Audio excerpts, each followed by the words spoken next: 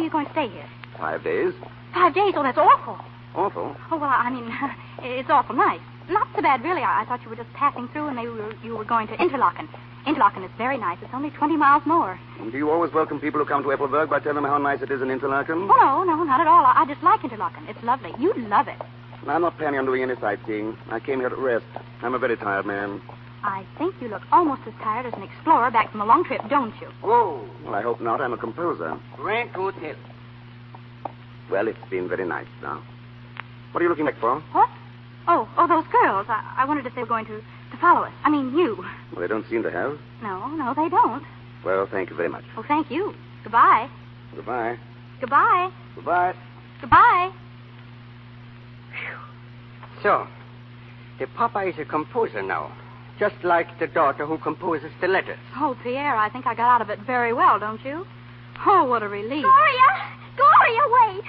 Olga, why did you tell everybody about my father? Oh, I couldn't help it, Gloria. I was so excited. Everybody's excited, even Miss Fusnot. What? And yes, what do you think, Gloria? Miss Fusnot says we don't have to attend any classes tomorrow. Well, why? Why? Because your father's here. They're going to invite him for lunch.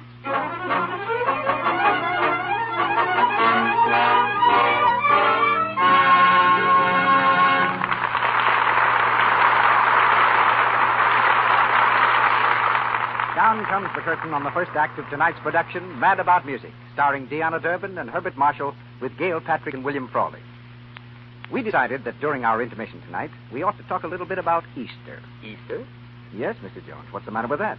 Well, it is Easter Monday, but it's still the Lux Radio Theater, and I honestly can't see any special connection between Easter and Lux Toilet Soap. Well, I can.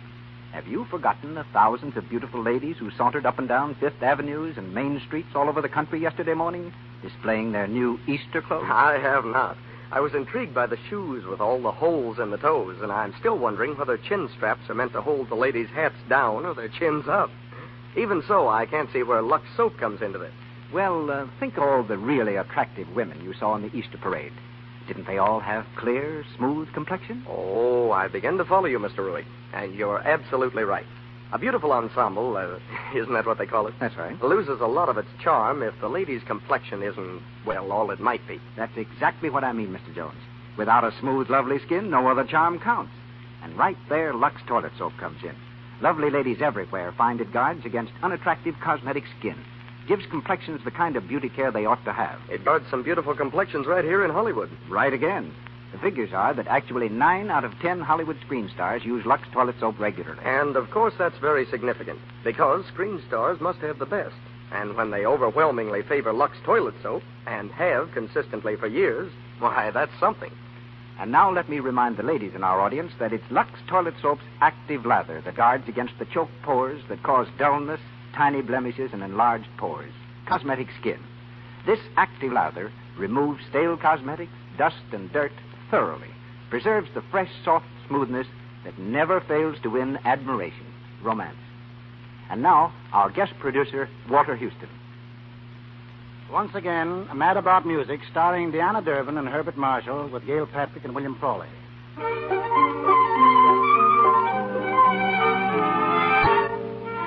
It's the following day, and the whole school is feverish with excitement because Gloria's father, the adventurer, the hunter, the famous explorer, is coming to lunch. Up the road from the gate strides Mr. Todd, his shoulders set, stick swinging with grim resolution. Gloria spies him from the window and rushes to meet him.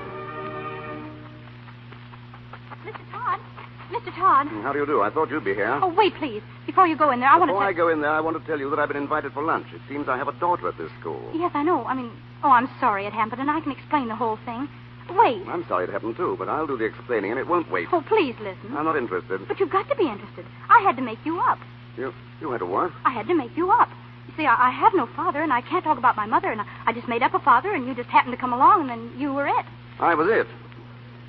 Well, young lady, I don't like to be it. Oh, you don't have to be. You can go away. Please go away. Not until I've straightened this out. Oh, please don't go in there. It's a matter of life and death. I'm sorry.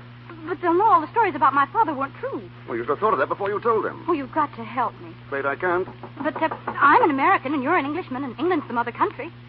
Well, that doesn't mean that I have to be your father. Oh, I know, but if you don't go in there, you don't have to be anybody. Please. Oh, welcome to our little institute, Mr. Hawkinson. I wish you wouldn't call me Mr. Hawkinson. Oh, I'm sorry. Gloria said you were incognito. Come in, please. Girls, quiet, please. Now, girls, I want to present you to Gloria's father. How do you do, Mr. Harkinson? Wait. Before you go any further, I think there's something you want to know. Oh, please wait. When you do me all this honor, you rather embarrass me. Oh, no, please don't. Until I realize that you're really paying honor to my daughter. Oh.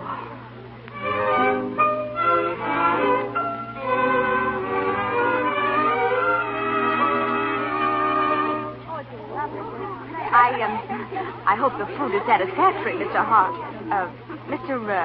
Harkinson will do. I'm not incognito here. Yes, the lunch is excellent. Well, we didn't know exactly what explorers are accustomed to eating. Oh, penguin and seal steaks, polar bear chops. In Africa, you have seal steaks and polar bears? No, police. That's when he's in the North Pole, isn't it, Daddy? Yes, the North Pole. There are no polar bears in Africa, young lady. Everybody knows that. In Africa, you have lion meat, don't you, Daddy? Sometimes, but lions generally are a bit tough. Now, giraffes are quite delicious, especially the neck. Really?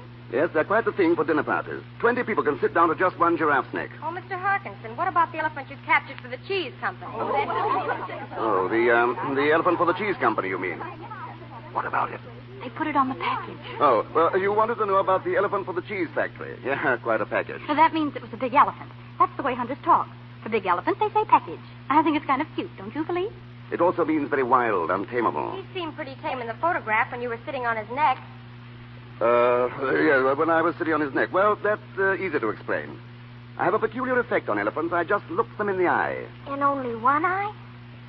Yes, you see, it's rather a job to look an elephant in two eyes. One's over here, and the trunk comes in between, and the other one's over there. But how did you capture him? Single-handed, didn't you, Daddy? Oh, yes. You tracked him for days. Days and days, up hill and down dale. Then one morning I met him face to face. Fixed my stare on one eye, then in most decided fashion I said, "Elephant, I'm your master." He came toward me, running. "Stop," I said. His steps grew slower. Then he grabbed me around the waist with his trunk and lifted me high. I thought he was going to dash me into the bottomless chasm. Slowly I felt his trunk slip from my waist, and I fell. Yes, I fell in the back of his neck where he wanted me. He looked up at me and smiled. Then he galloped off with me into the jungles and brought me to the throne of the beautiful white princess. The White Princess? Oh, you never told me about her before. Didn't I? I must have slipped my mind. Well, now, let me Daddy, see. before I forget you, well, didn't you say you wanted to hear me sing? Well, splendid. Of course I do. I'll play for you. What can you sing? Whatever you can play. Do you know Chapel Bells? If you can play it, I can sing it.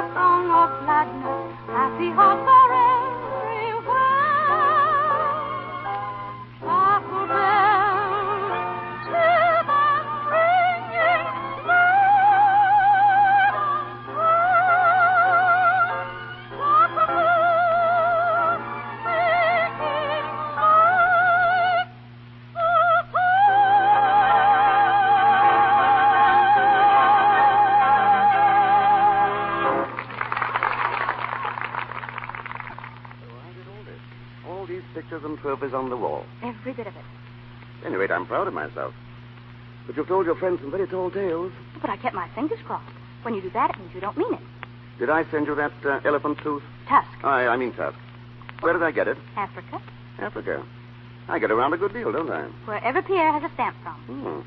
I'm quite a chap. Hunter, explorer, family man. Oh, by the way, sit down a second. Yes, sir. This is a bit awkward, but yesterday when I came to Switzerland, I was a bachelor. To Switzerland, I was a bachelor.